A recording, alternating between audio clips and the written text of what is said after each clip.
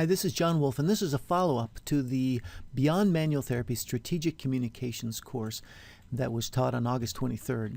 And today I want to review one of the specific skill sets that we covered in our course, motivational language, and a specific subset of motivational language, which is solution language. Language can be classified in either as problem language or solution language. Problem language is how medicine currently focuses the patient and the provider. And it makes some sense because in medicine we are trying to diagnose a problem, and usually people come to us with problems. However, that doesn't create the best physiological state when we're trying to elicit a physiological response.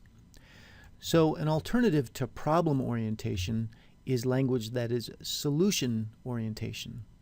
And that is a construct aimed at focusing the patient towards solutions rather than away from the problem. And if you recall, I provided everyone with an experience that asked you to be thinking of a current issue or problem that concerns you. And then I asked you a list of questions that were all problem-focused language. And if you recall, you had a specific physiological response.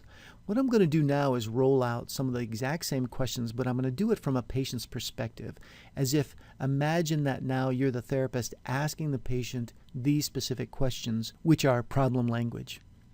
And so the questions are, when is your back pain the worst? How has your back pain limited you in other aspects of your life? What will happen if this back pain is not successfully resolved? What is the worst thing that will happen if you don't resolve this low back pain? Now, there's a good chance that this kind of questioning is going to get you some information.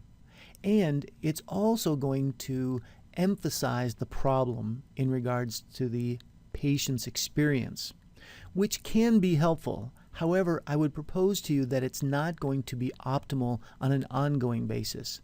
So some of these questions you're going to need to get, but on an ongoing basis, this may not be your best strategy. And the alternative would be to use some more solution-based language. And this is what this would look like for the same low back patient. So the solution language frame would be, how will you know you have resolved this back problem? How will you know you are on the way to resolving this back problem? What would be the first sign? What else is likely to improve as a result of solving this back problem? And what will it be like to look back at how this low back pain had been a problem now? So you can see there's quite a difference between the two language sets. And this is what I would recommend that you interject in your patient interview, if not on the very first visit, definitely in subsequent visits, so that you can keep them focused on where they want to go and how they're going to be focusing on the solution.